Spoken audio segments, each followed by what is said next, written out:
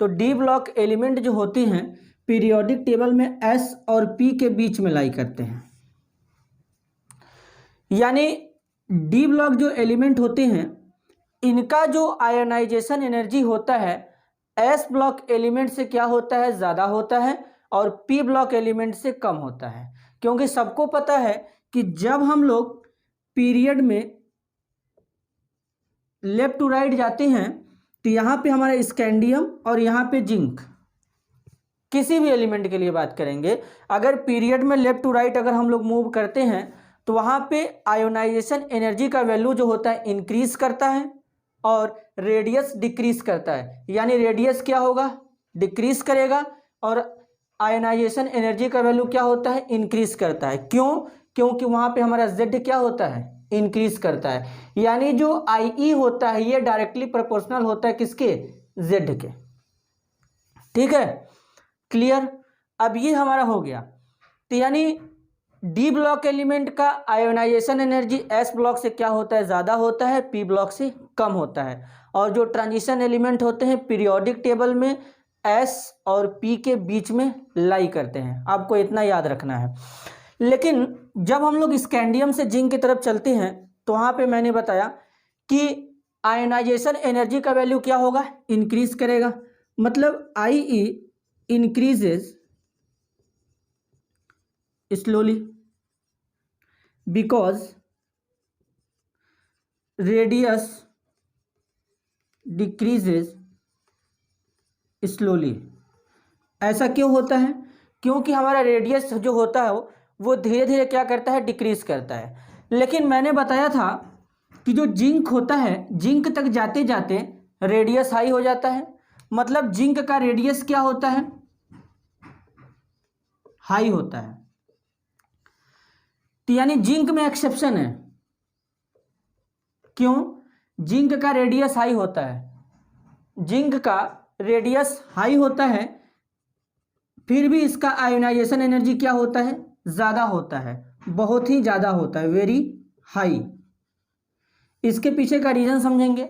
Zinc का जो configuration होता है 3d10 4s2 होता है, जो कि आपको पता है ये क्या होता है, स्टेबल कॉन्फ़िगरेशन होता है। अब स्टेबल कॉन्फ़िगरेशन होने के कारण यहाँ से इलेक्ट्रॉन को रिमूव करने के लिए अमाउंट ऑफ एनर्जी ज़्यादा प्रोवाइड करना पड़ेगा। तो जब भी हम लोग को किसी भी ऑर्बिटल से इलेक्ट्रॉन को रिमूव करने के लिए अमाउंट ऑफ एनर्जी अगर ज़्यादा प्रोवाइड करना पड़ेगा तो उसका आयोनाइजेशन एनर्जी उतना ज़्यादा होगा। तो जिंक का स्पेशली याद रखेंगे, इसका रेडियस हाई होता है, मतलब रेडियस ज़्यादा होने के बावजूद भी इसका आयोनाइजेशन एनर्जी ज़्यादा होता है। इसके पीछे का रीज़न होता है स्टेबल इलेक्ट्रॉनिक कॉन्फ़िगरेशन, जो कि होता है 3d10 4s2। अब हम लोग आगे कुछ कंपेयर करते हैं। जैसे अगर हम लोग बात करें यहाँ पे कॉपर वर्सेस जिंक की बात करते हैं। अगर एलिमेंट से पहली बार इलेक्ट्रॉन रिमूव करेंगे तो उसको फर्स्ट आयोनाइजेशन एनर्जी बोलेंगे, और दूसरी बार रिमूव करेंगे तो उसको सेकेंड आयोनाइजेशन एनर्जी बोलेंगे। तो कॉपर का कॉन्फ़िगरेशन क्या बनेगा? कॉपर का कॉन्फ़िगरेशन बनता है 3d10 4s1। जिंक का क्या बनेगा? 3d10 4s2। यानी अब जिंक और कॉपर में आयोनाइजेशन एनर्जी किसका ज़्यादा हुआ? जिंक का ज़्यादा हुआ, क्योंकि यहाँ पे फुली फिल्ड है, यहाँ पर ये हाफ फील्ड है और ये फुल फील्ड है। तो यानी ये स्टेबल कॉन्फ़िगरेशन हुआ। तो हम लोग लिख सकते हैं जिंक का जो फर्स्ट IE1 होता है ये किससे, ये ज़्यादा होगा, किससे ज़्यादा होगा? कॉपर से, कॉपर के फर्स्ट आयोनाइजेशन एनर्जी से। ठीक है। लेकिन मान लो अगर मैं यहाँ पे लिखूँ Cu+ और Zn+, तो इसमें कॉपर का कॉन्फ़िगरेशन 3d10 4s0। जिंक का यहाँ पे कितना बनेगा? 3d10 4s1। यानी जब एक इलेक्ट्रॉन रिमूव किया गया तो कॉपर वाले का स्टेबल कॉन्फ़िगरेशन बना, मतलब सेकेंड आयोनाइजेशन एनर्जी क्या होगा? IE2 सेकेंड कॉपर का, यानी Cu+ आयन का क्या होगा? जिंक प्लस से क्या होगा? ज़्यादा होगा। ये हमें याद रखना है। अब हम बात करते हैं क्रोमियम के ऊपर। अगर मैं कंपेयर करूं क्रोमियम वर्सेस मैग्नीज, तो यहां पे चेक करेंगे क्रोमियम का कॉन्फ़िगरेशन कितना होगा, 3d5 4s1, मैग्नीज का 3d5 होगा और उसके बाद 4s2 होगा। तो यानी मैग्नीज का देखेंगे स्टेबल कॉन्फ़िगरेशन है, लेकिन क्रोमियम का स्टेबल कॉन्फ़िगरेशन नहीं है। तो फर्स्ट आयनाइजेशन एनर्जी किसका ज़्यादा होगा, फर्स्ट IE1 हमारा Mn का ज़्यादा होगा, किससे, क्रोमियम से। लेकिन मैं इलेक्ट्रॉन एक रिमूव करूं यानी Cr प्लस बनेगा और Mn+1 बनेगा। तो इसके केस में इसका कॉन्फ़िगरेशन क्या होगा, 3d5 और इसका क्या बनेगा, 3d5 4s1। तो यहाँ पे अब इसका कॉन्फ़िगरेशन क्या हुआ, स्टेबल। तो यानी Cr प्लस का हमारा क्या हो जाएगा, Mn+ से ज़्यादा हो जाएगा। लेकिन ये कौन सा आयोनाइजेशन एनर्जी रहेगा, IE2, मतलब सेकेंड आयोनाइजेशन एनर्जी। मतलब फर्स्ट आयोनाइजेशन एनर्जी Mn का ज़्यादा होगा और सेकेंड वाला क्रोमियम का ज़्यादा होगा। तो ये हमारा आयोनाइजेशन एनर्जी का इनमें ट्रेंड था। जैसे मैंने बताया था पिछले लेक्चर में रेडियस का हम लोगों ने बात किया था, तो इसके पीछे रीज़न क्या था। तो जैसे उस दिन मैंने ग्राफ बनाया था यहाँ पे ऐसे रेडियस का, यहाँ पे हमारा R था और यहाँ पे हमारा Z था। तो 3D सीरीज के लिए कुछ ऐसा ग्राफ बना था, यहाँ पे हमारा जिंक था, ये 3D सीरीज। उसके बाद 4D सीरीज का क्या था, रेडियस इससे ज़्यादा होगा 4D सीरीज। लेकिन जब हम लोग 5D सीरीज में चलते हैं तो यहाँ पर रेडियस कुछ ऐसा देखने के लिए मिलता है। इसके पीछे का रीज़न समझेंगे। 3D सीरीज से ज़्यादा हमारा रेडियस 4D सीरीज का और 4D सीरीज से ज़्यादा रेडियस हमारा 5D सीरीज का होना चाहिए था। लेकिन यहाँ पे जब 5D का रेडियस देखा गया तो अप्रॉक्स हमारा 4D के सिमिलर आता था। यानी यहाँ पे हम लिख सकते थे radius 4D approximately radius of 5D series, यानी दोनों सीरीज का हमारा रेडियस बराबर मिला। इसके पीछे रीज़न क्या होता है, तो रीज़न इसके पीछे का चेक करेंगे। यहाँ पे एक वर्ड यूज़ किया जाएगा लेंथेनाइट कॉन्ट्रैक्शन। अब लेंथेनाइट कॉन्ट्रैक्शन का मतलब जैसे हम लोग लिखा गया था T जरा हाफ यहाँ पे लिखा गया था और ये हमारा स्कैंडियम से स्टार्ट था, इट्रियम La, और यहाँ पे हमारा था जिंक, कैडमियम और यहाँ पे था मरकरी। यानी जब हम लोग ये हमारा जो टाइटेनियम, तो टाइटेनियम का रेडियस हमारा क्या होगा, कम होगा। टाइटेनियम से बड़ा रेडियस किसका होगा, जिंकोरियम का। लेकिन जिंकोरियम से बड़ा रेडियस, जिंकोरियम का रेडियस क्या होगा, हाफनियम के बराबर होगा। क्यों, क्योंकि ये हमारा 3D सीरीज का है, ये 4D सीरीज का है और ये 5D सीरीज का है। और जैसा कि मैंने बताया 4D और 5D सीरीज का रेडियस आपस में क्या है, बराबर है। क्यों, इनके पीछे का रीजन समझेंगे, लेंथेनाइट कॉन्ट्रैक्शन।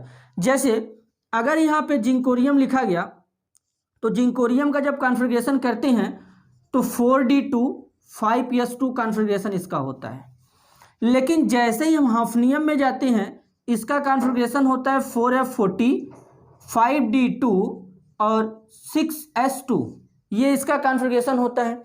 यानी अब यहाँ पे d ऑर्बिटल को भरने से पहले f ऑर्बिटल को भरा गया। तो इसके पीछे का रीज़न समझेंगे कि ऐसा क्या है। तो यहाँ पे पहली बात ये बनेगा कि जो f orbital having big size, f orbital का साइज क्या होता है, बड़ा होता है। तो इलेक्ट्रॉन आर डिफ्यूज्ड, इलेक्ट्रॉन क्या होंगे, डिफ्यूज होंगे। इसको हम लोग ऐसे समझेंगे, जैसे हमारा f ऑर्बिटल है, यहाँ पे f ऑर्बिटल मैंने मान लिया, तो f ऑर्बिटल का साइज क्या होता है, लार्ज होता है। तो इसके न्यूक्लियस में हमारा प्रोटॉन होगा। अब इसके चारों तरफ अगर इलेक्ट्रॉन इसको ऐसे शील्ड किए रहेंगे तो यहाँ से जो न्यूक्लियर चार्ज होगा उतना आसानी से यहाँ से बाहर नहीं निकल पाता, जब अगर इलेक्ट्रॉन इसको आसानी से ऐसे शील्ड किए रहेंगे। लेकिन मैंने बताया कि f ऑर्बिटल का साइज बड़ा होता है और इसमें इलेक्ट्रॉन डिफ्यूज्ड होते हैं, मतलब इसमें इलेक्ट्रॉन ऐसे दूर दूर फैले होते हैं।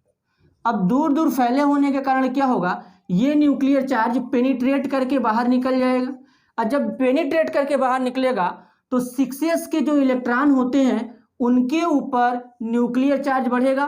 तो यानी ये 6s के ऊपर जब न्यूक्लियर चार्ज बढ़ेगा तो ये न्यूक्लियस की ओर क्या आएंगे, पास आने लगेंगे। तो इसके केस में साइज क्या हो जाएगा, डिक्रीज कर जाएगा। मतलब समझेंगे कि ये हमारा f ऑर्बिटल है, इसका साइज लार्ज है, तो अब इसके बगल जो इलेक्ट्रॉन हमारे फैले हैं वो बहुत दूर दूर हैं, तो वो 6s के इलेक्ट्रॉन को क्या करेंगे, आसानी से अट्रैक्ट करने लगेंगे। तो इसके केस में क्या होगा, साइज हमारा डिक्रीज कर जाता है, उसी को हम लोग बोलते हैं लेंथेनाइट कॉन्ट्रैक्शन। यही रीज़न है कि जो जिंकोरियम होता है और हाफनियम होता है, 4d और 5d की सीरीज के एलिमेंट होते हैं, इनका एटॉमिक रेडियस सिमिलर होता है, क्योंकि ये न्यूक्लियस होता है। न्यूक्लियस से के पास हमारा पहले 4f आएगा, उसके बाद ही हमारा 5d और 6s आएगा। तो यानी जब ये न्यूक्लियर चार्ज निकलेगा तो इसका साइज लार्ज होने के कारण ये न्यूक्लियर चार्ज पेनिट्रेट करके बाहर निकलेगा और 6s के इलेक्ट्रॉन के ऊपर बढ़ेगा। तो जैसे ही इसके ऊपर न्यूक्लियर चार्ज बढ़ेगा, ये क्या करेगा, न्यूक्लियस की ओर क्लोज आने लगेगा और साइज क्या हो जाएगा, डिक्रीज कर जाएगा। इसी को हम लोग बोलते हैं लेंथेनाइट कॉन्ट्रैक्शन, और एग्जाम के पॉइंट ऑफ व्यू से लेंथेनाइट कॉन्ट्रैक्शन बहुत ही इंपॉर्टेंट है। ठीक है, तो इसका हम लोग लैंग्वेज क्या लिख सकते हैं, इसका हम लोग लैंग्वेज ये लिख सकते हैं, यहां पर लिखा गया है कि f orbital having big size and electron are very diffused. Electron क्या होते हैं, बहुत ही ज़्यादा डिफ्यूज्ड होते हैं। And nuclear charge increase on 6s electron and size become decreases, and this phenomenon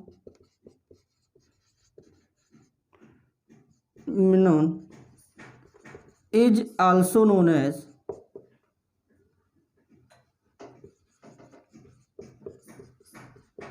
lengthenide contraction।